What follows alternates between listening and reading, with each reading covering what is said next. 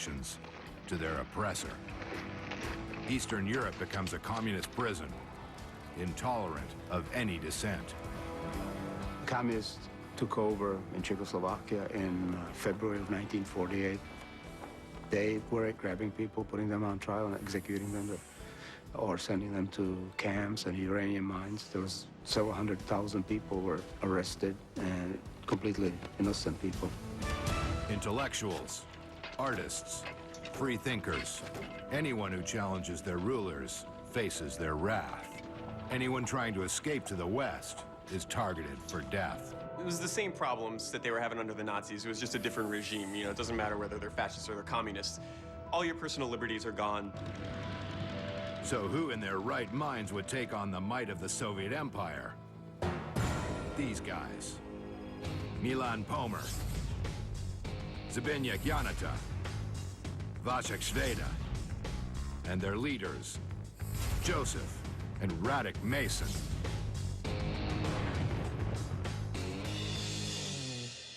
Was a communist in the country, which destroyed democracy, and we thought that it was our duty to fight against them. My father, Joseph Masin, and my uncle, Radek Masin, they had to resist this regime, and they knew they could rely on each other. They were warriors, and they were so determined to fight the enemy and never giving up. The Masin gang is a resistance cell of 20-year-olds, battling communism with little more than nerve and pistols left over from the Second World War. The brothers have long been on the wrong side of the regime. My brother and I, we spent some time also in the prison for attempt to leave Czechoslovakia. Joe was tortured. Radek spent 30 months as slave labor in a uranium mine. You'd think they'd be eager just to escape the country. But their plan is to free it from the tyrants who occupy it.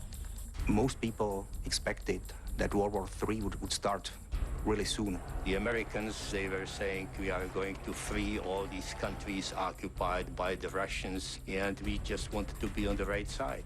Their goal was to sign up with the U.S. Armed Forces and to return to liberate their country. Where does this fighting spirit come from? It's the family business.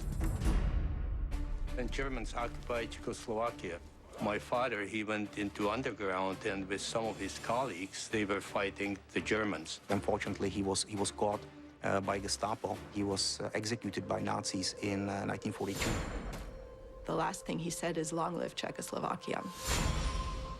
He left in his cell a letter for us written on a toilet paper. My grandmother read this message to her children. In this battle, I have not prevailed, but I believe that in the long term, we shall prevail. From their father, this was the legacy. Continue to fight for the freedom of our nation. They should always act as free citizens and should never bow down to any external power. Most dads teach their kids to fight bullies. Masin Sr. taught his sons to fight oppression. Their mission is to enlist at the closest U.S. Army recruitment center in West Berlin, but they need to cross Soviet-held East Germany to get there. The wall hasn't gone up yet, and they're sure they can make the journey on foot. They figured they could do it in 3 or 4 days. It was about 180 miles as the crow flies. They had to kind of fight their way through these really densely packed trees towards the border. By morning, they cross from Czechoslovakia into East Germany. Berlin is due north. What they hope would be an easy hike proves anything but. More like a disaster. The roads were sort of meandering. There was no way to go straight north because if you tried to cut across fields, they were sinking into the ground. 7 days into their 3-day journey, they're freezing, starving, lost. Their map is useless. They've lost one of their guns, and Milan has frostbite. Most men would see the writing on the wall and quit, but the Masin brothers aren't most men. Instead, they decide they all need to get on a train and speed their progress through East Germany. It's a risky plan, but worth it. We exchanged some of our watches and other small items for some money, which we used to buy a ticket, and we bought these tickets to a town named Uckro. Why Uckro? It's as far as their money will take them. Unfortunately, their unkempt appearance sets off the ticket seller. She called the police, and she said that she encountered some suspicious people. They will be traveling to Uckro on the train. The ride is without incident, but their arrival in Uckro is not. They're the only ones not wearing coats and sweaters. They haven't shaved in a while. It's pretty clear who is not a local commuter going home.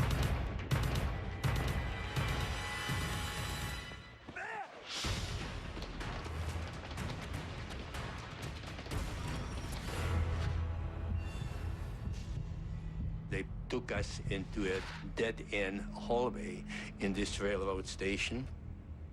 And this was the first serious encounter which we had with the East German police in Uckro. The cops have the boys cornered like rats. Desperate, dangerous rats. The officer shouts, "Hands up." Milan, Vasek, and Zbigniew put their hands up. Joe and Radek refuse. Anybody who wore a uniform in support of the communist power was fair game. When the police go to strike them, they strike back.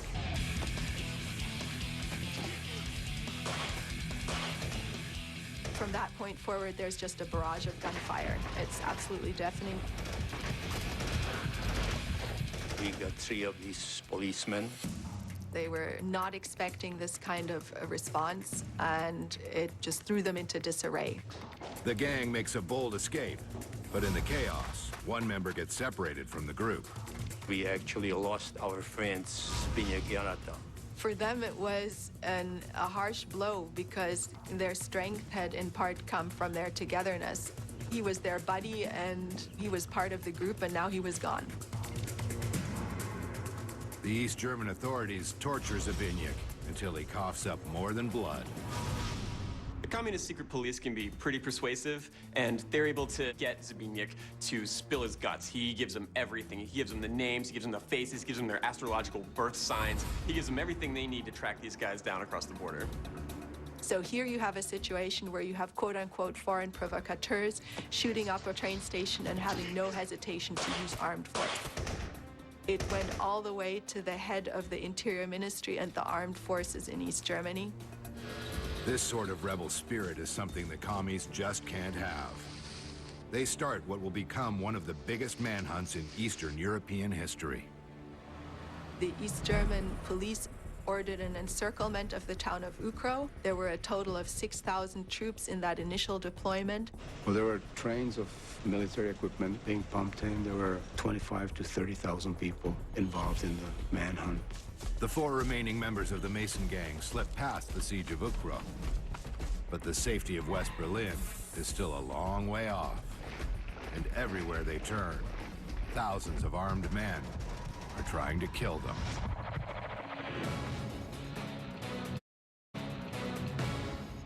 Rebels Joe and Radek Mason and 2 friends are fleeing communist-held Czechoslovakia, racing across East Germany towards West Berlin. And after killing 3 cops, the gang has thousands of police and military hunting them down like dogs. The People's Police has an all-points bulletin out on them saying these are vicious murderers. If you see any sign of them, report them. They spend the next 6 days desperately eluding authorities, hiding in barns, surviving on moldy vegetables scavenged from fields. They were freezing at night, and they had hypothermia, and they were starving. On the 7th day, they're spotted, and heavy firepower is unleashed upon them. So they ran for their lives. They ran across a couple of fields. They were seen by the police, shot at. It was like being the target on a shooting range. There were bullets whistling around them, and they just ran as fast as they could towards what they thought were the big woods of the north where they could hide. But what looks like a forest isn't. This little patch of woods is maybe 150 yards across, and there's no way out, because at this point, they're surrounded by troops. They were already completely encircled in the woods, There were like hundreds Eastern Germans. They had automatic weapons and handguns, and they were shooting at everything. The East Germans inch forward, spraying bullets anywhere the Mason gang could be hiding. They're completely surrounded. The woods are crawling with communist police officers looking to machine gun these guys down. It's Butch Cassidy, it's the end of Young Guns. These guys are trapped. By now, being set upon by overwhelming forces is business as usual. Radek Mason proves exceptional at holding them off. While most of the Germans kept far enough away from the edge of the woods, there was a guy who just walked by the woods looking into the bushes for them. That's the guy he shot.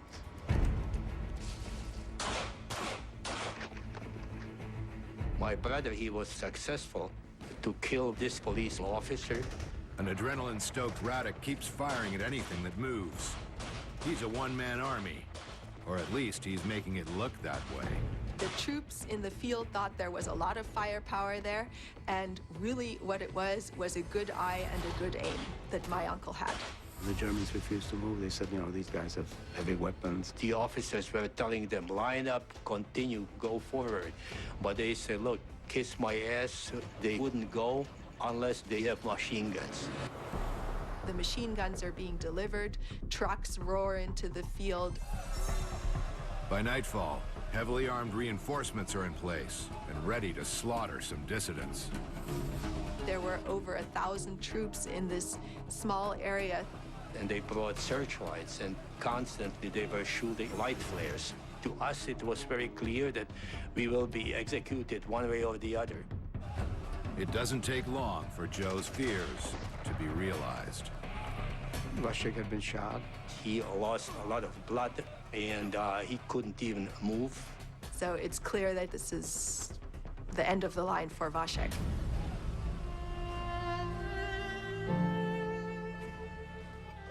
They decided to try to make a run for it. They still had some bread, so they gave him the bread. They gave him all the money they had and said goodbye in tears. We couldn't help him.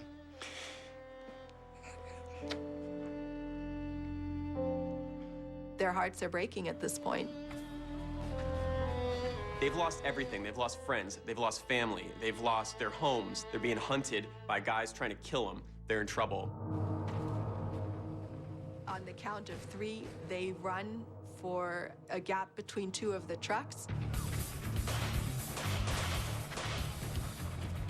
Joseph could see the tracers go on one side of his legs, through his legs, and on the other side of his legs. My dad fired at the driver's seat and the co-pilot's seat. My Uncle Ray shot out the headlights of the truck, and Milan was shooting up ahead where there might be some other troops. And finally ran across the whole field into the ditch. They've somehow made an impossible escape. Only now, they've angered the entire Soviet Empire. Their stamina, their endurance, and motivation to continue fighting and never surrender, those are the qualities of true warriors. These are guys who aren't afraid to stand up to the communists. They're not afraid to fight for what they believe in. The communists throw everything they have at the Mason gang. These Germans were just infuriated that somebody can get away with this. They wanted to squash anybody who, you know, even thinks about opposing them. Cars with loudspeakers came through the villages every day, several times, and they were telling people that we are dangerous, they have to report us. As news spreads, they start becoming folk heroes, but they're still fugitives. The woods are too full of commies to move. They're trapped, hiding in a barn.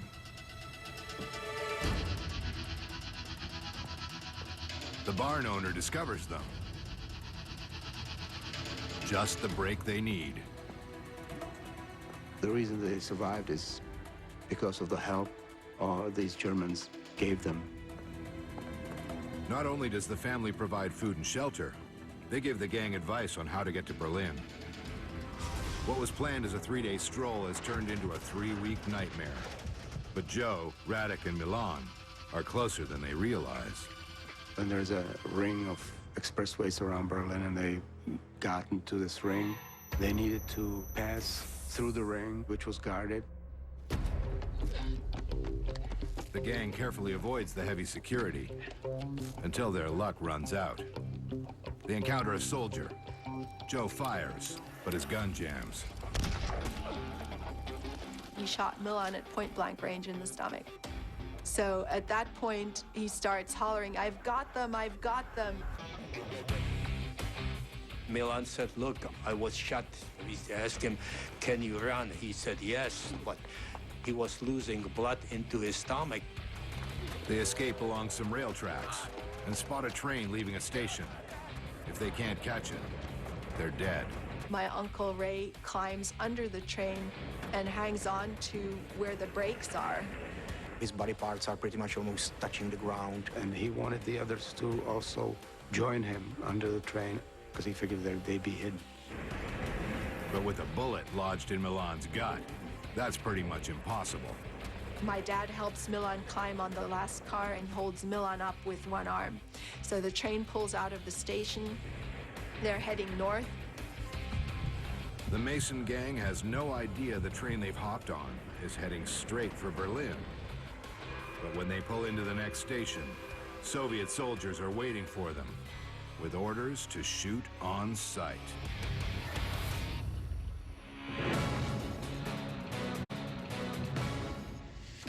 The three surviving members of the Mason gang, Joe and Radek Mason, and their wounded friend Milan Pomer, have jumped an East German train to escape authorities.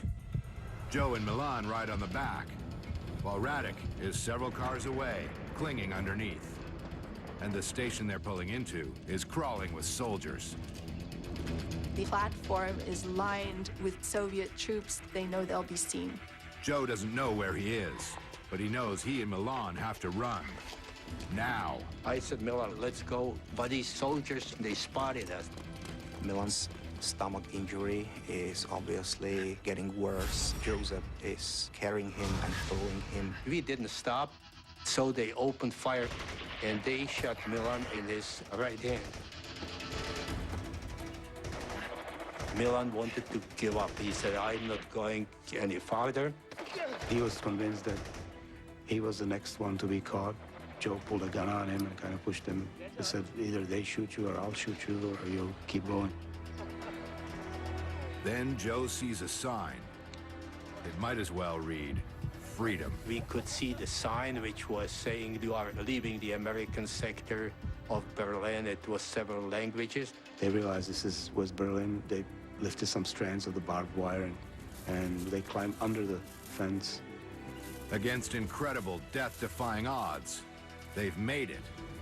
The first person they encounter takes Milan to the nearest hospital and Joe to the nearest police station.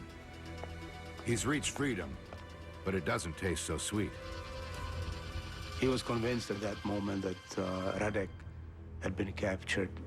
And Radek was convinced that the other two had been captured. He stayed on the train. The train moved on. He doesn't know when he's in West Berlin. There's no clear marker. When the train stops at the next station, Radek makes his move. He grabbed a guy and made him take Radek to the nearest police station. Wouldn't you know it? It's the same station Joe's at. We were not very emotional ever towards each other, but obviously we were happy that we found each other there. As far as each was concerned, the other had just returned from the dead. I can just picture it, the two of them standing there, completely disheveled, skinny, in rags. Joe and Radek regain their strength, and their friend Milan survives. After they finally made it to West Berlin in horrible physical condition, they repeatedly asked just to get weapons, and they wanted to go back to East Germany to rescue their two comrades who were caught by the East German police. That obviously couldn't happen. Yeah, and so we said we want to join the military. The three men are soon members of the U.S. Special Forces. They were given military uniforms, and my dad said that when he put it on, it was a very proud moment because he felt like he was part of the powerful American army that had been the force for so much good in Europe. All settle in America, where Joe and Radek served with the Special Forces until the late 50s. Milan goes on, seeing combat in Korea. Sadly, they never realized their dream of liberating Czechoslovakia, but the legend of the Masin Gang continues to grow. In the 50s, when the communist regime was so really brutal, the names of the machines were written on the walls of correction cells in all the labor camps. So they were real heroes to all these people who were suffering. Such horrible regimes must be defeated by strength and by power and by fighting, not just by words. They never surrendered. They kept going, they kept fighting despite being in a horrible situation. My dad always said, when we were growing up, be proud of the Mason name. The Masons fight for freedom.